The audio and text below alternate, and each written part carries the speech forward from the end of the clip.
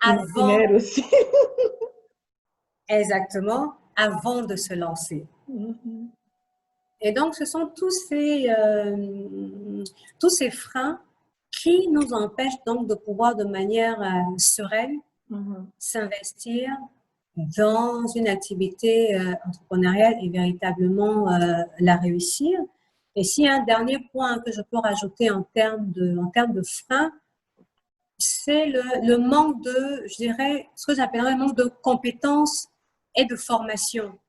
Oui.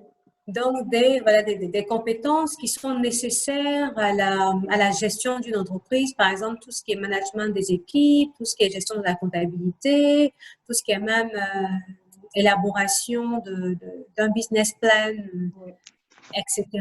Ce sont des choses qu'on a, bien entendu, on n'apprend pas forcément, on n'apprend pas à l'école Oui. et qu'on ne prend pas le temps d'apprendre des compétences qu'on n'acquiert pas plus tard Mhm. parce qu'on manque souvent de temps. Oui.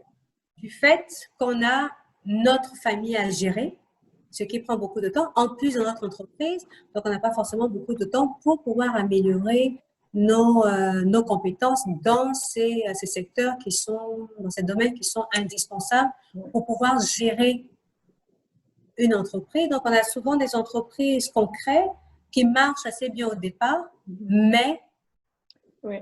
qui ne sont pas pérennes, Qui n'arrive pas à rentrer dans les 3 ans qui de n'arrivent pas à entrer dans 3 ans. Mhm. Voilà, et qui meurt au bout d'un certain temps, et ensuite on se lance dans un autre secteur d'activité, et ensuite, et ensuite. Et donc finalement, on n'est pas entrepreneur, on est femme d'affaires. Oui. Il y a une Les femmes différence. d'affaires, Je on pense est, que c'est voilà, on est font sur, la nuance. exactement. Il y a une nuance en fait entre les Il y a deux. une nuance entre les deux, parce que en tant que femme d'affaires, on est sur différentes opportunités, Tu développes. etc.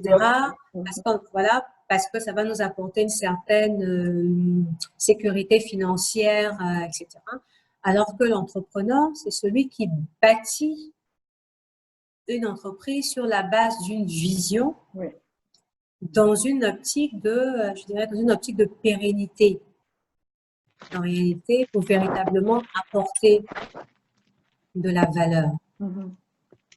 Donc là, c'est de savoir véritablement comment est-ce que je crée mon entreprise ou comment est-ce que je réoriente mon entreprise une fois qu'elle est créée pour pouvoir surmonter les écueils qui m'empêcheraient d'avoir une entreprise qui soit viable au bout Mhm.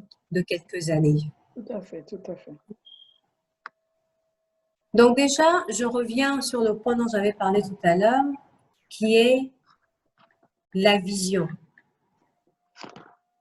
La vision, c'est ce qui drive le chef d'entreprise, c'est ce Oui. qui le conduit véritablement. Son essence. C'est son essence en réalité. Oui, oui. La vision, c'est véritablement notre envie de contribuer à transformer de manière positive Mhm. notre environnement, notre communauté. C'est véritablement apporter de la valeur, apporter une solution à un problème bien donné. Donc, ça sous-entend qu'on a pris d'abord le temps de pouvoir analyser notre environnement, analyser le marché en général et identifier un problème qui nécessite solution. Oui, oui, oui, oui. Donc, j'ai identifié un problème, j'y apporte une solution par mon produit ou par mon service. Mais en général, et ça, ce n'est pas spécifique aux femmes, mais on commence déjà, en tant qu'entrepreneur, on a souvent l'habitude de commencer par l'autre bout. Tout à Je fait. pense à un produit et un service, Oui. et ensuite, je vois dans quelle mesure il peut répondre à un problème bien donné, Oui, oui. Au lieu que ce soit le contraire. au Mhm. lieu que ce soit l'inverse. Donc, c'est véritablement prendre le temps d'analyser Mhm. son écosystème, analyser son marché, analyser son environnement et identifier un problème qu'on pourrait contribuer à résoudre avec un produit ou un service. Donc ça, forcément, ça va avec tout ce qui est talent, compétences naturelles, etc., passion naturelle, passion individuelle, etc. Tout à fait. Parce qu'il est plus, je dirais, il est plus aisé d'entreprendre dans un domaine qui nous parle particulièrement, qui nous attire particulièrement. Parce que la vie d'entrepreneur, c'est fait de beaucoup d'obstacles, c'est très difficile. Ouais. Ça, c'est quelque chose à savoir avant de se lancer. Ouais. Quand on se lance avec l'idée que ce sera facile, que ce sera plus facile que son métier, que son emploi, son emploi salarié, c'est le meilleur moyen de se décourager très rapidement. Oui, oui, oui, oui. Et donc, quand on est dans un domaine qui ne nous passionne pas du tout, comment est-ce qu'on pourra trouver la force de pouvoir continuer, de pouvoir surmonter les obstacles? Tout à fait. Et si en plus, on n'est pas porté par une vision qui nous dépasse, oui, oui. qui dépasse nos intérêts personnels et notre recherche de sécurité matérielle et financière, on ne risque pas de tenir Non. en entrepreneuriat. Tout à fait. Donc, la motivation est très importante et l'identification Tout à fait. de son besoin. De sorte à ce que, même s'il doit y avoir une seule personne qui utilisera le produit, il faut déjà que ça puisse être moi, parce que je sais que ça répond à un besoin. Tout à fait.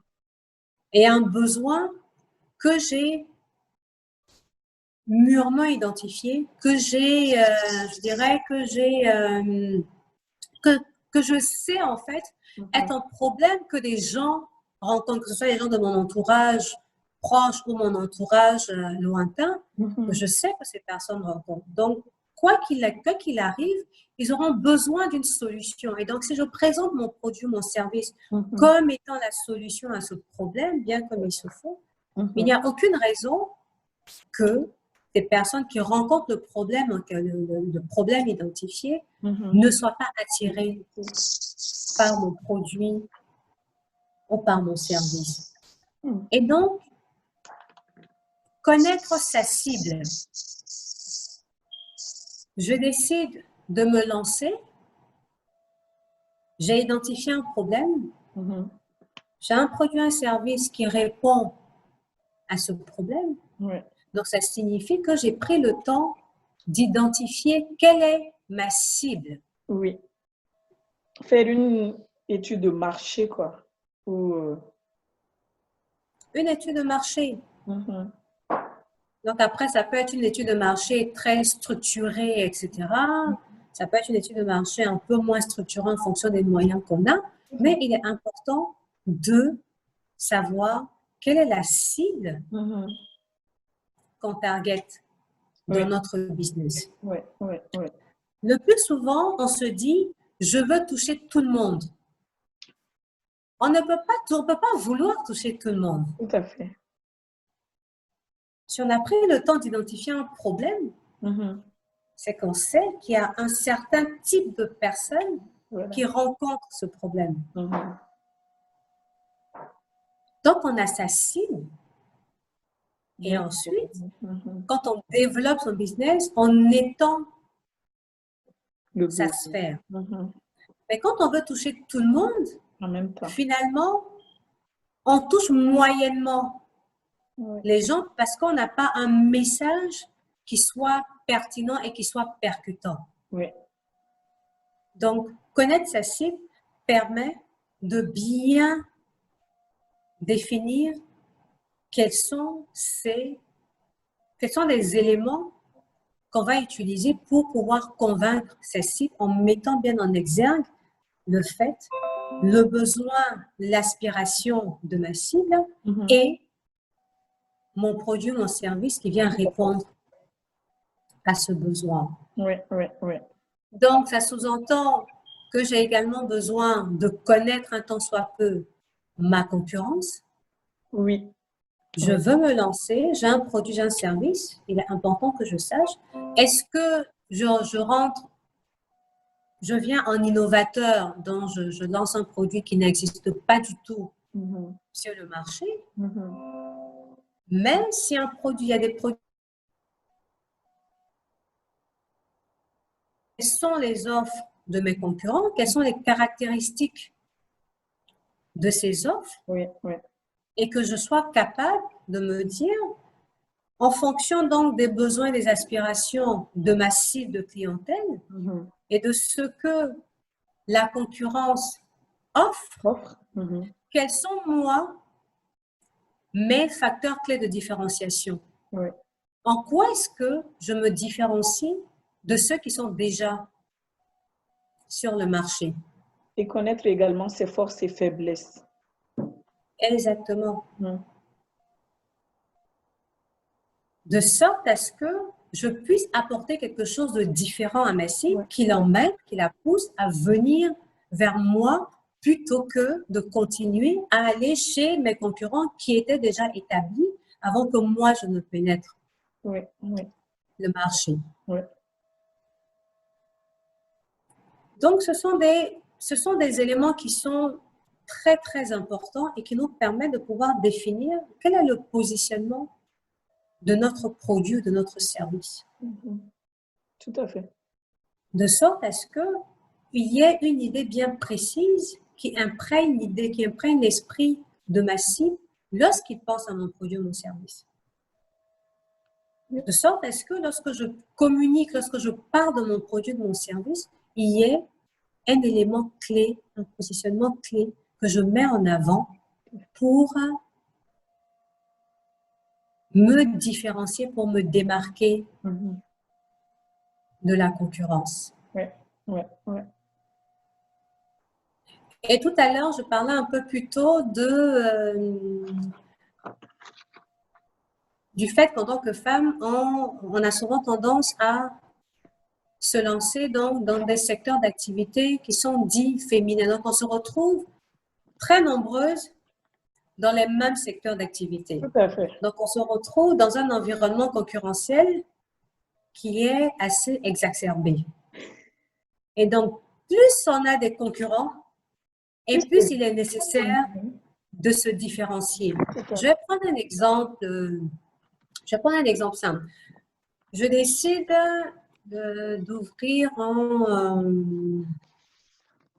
d'ouvrir un pressing, par exemple. Je vais vraiment prendre un exemple basique. Je décide d'ouvrir un pressing et il se trouve que c'est un secteur qui est très concurrentiel. Tout à fait. D'accord. Si mon idée en ouvrant mon pressing, c'est de me dire, OK, il y a X, Y, Z personnes que je connais qui ont ouvert un pressing et ça a l'air de marcher, donc j'ouvre également un pressing, je cours le risque de me noyer dans la masse de pressing et de n'avoir absolument aucune différenciation. Mais si j'ai envie d'ouvrir mon pressing parce que j'ai identifié des insuffisances dans les offres qui sont proposées, et comment j'ai identifié ces insuffisances? Parce que j'ai pris le temps d'analyser ma cible et de comprendre quelles sont leurs attentes par rapport à tout ce qui est prestation de pressing. Tout à fait. Quelles sont leurs attentes? Quels sont leurs besoins? Oui. À quoi est-ce que véritablement ils aspirent vis-à-vis d'un tel service? Parce que j'ai pris le temps d'identifier ça, je peux me dire, voilà les éléments qui manquent pour que les aspirations de ma cible soient complètement comblées. Voilà, et qui ne sont pas offertes par la concurrence. Donc, j'ai identifié des insuffisances. Et donc, mon offre, quand elle va venir, c'est ce qu'elle va prendre en compte pour apporter la valeur dont je parlais plus haut et véritablement m'aider à me différencier. Tout à fait.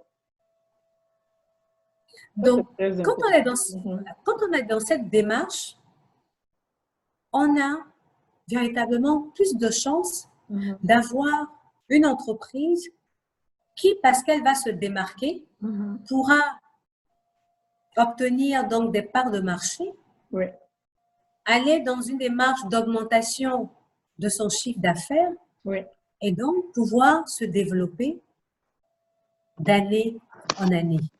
tout à fait, tout à fait. Sinon, on est dans la masse des offres du marché.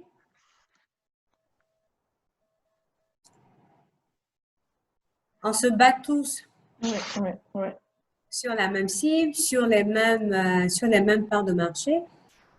Et Je après, pense si que on n'arrive pas c'est ça le à se problème. démarquer, à se Mhm. différencier, on a de fortes chances de ne pas pouvoir sortir du lot et donc Oui, de ne pas pouvoir faire fructifier son business oui. et s'assurer une certaine pérennité. Mhm. Donc, ces éléments-là sont très, très, très importants Tout à fait. et ce sont véritablement les bases Oui, oui. pour pouvoir gérer son entreprise. Mhm. Et donc, lorsqu'on est dans cette démarche, ça veut dire qu'on est en constant besoin d'amélioration, D'innovation. Mhm. besoin d'innovation, besoin d'amélioration, etc. Mhm. Donc, en tant que chef d'entreprise, ma formation et l'amélioration de mes compétences est primordiale. Oui, Donc, on ne peut plus se permettre d'être le chef d'entreprise qui est en dehors de son business, qui a ses salariés qui travaillent et qui se repose entièrement sur eux. oui, oui, oui. Et on a des exemples qui sont tellement légion après Oui, oui, de- d'entrepreneurs qui oui. se font acquérir parce que les employés ont géré un peu l'entreprise comme ils le souhaitaient. Oui. L'entrepreneur n'avait pas la capacité de, de pouvoir superviser Mhm. comme il se doit parce qu'il n'avait pas les compétences, parce qu'il n'avait pas la connaissance du business. Oui, Et oui, finalement, on a une entreprise qui finit par faire faillite. oui. Donc, en tant qu'entrepreneur, on ne peut pas s'offrir le luxe de se reposer, Oui. de dormir Tout à fait. sur ses Ça, lauriers. c'est vraiment important parce qu'on voit des entreprises qui marchent très bien. On se dit, mais pourtant, ça marchait. On ne comprend pas pourquoi, en fait, ces entreprises-là ne sont pas pérennes sur le temps. Quand vous regardez les grandes entreprises en Afrique, vous verrez qu'il y a plein de grosses entreprises avant qui sont presque dans tous les domaines, mais qui n'ont pas pu passer à l'autre génération. Ils n'arrivent pas Exactement. à pérenniser l'entreprise. Je pense que ça, c'est très, très commun en Afrique, d'ailleurs. Donc, une amélioration des capacités, Mhm. des compétences, c'est absolument primordial. Il est nécessaire que les employés Mhm. se rendent compte que le chef d'entreprise a la capacité de pouvoir déceler ce qui est fait de travers dans leurs différentes tâches. Oui,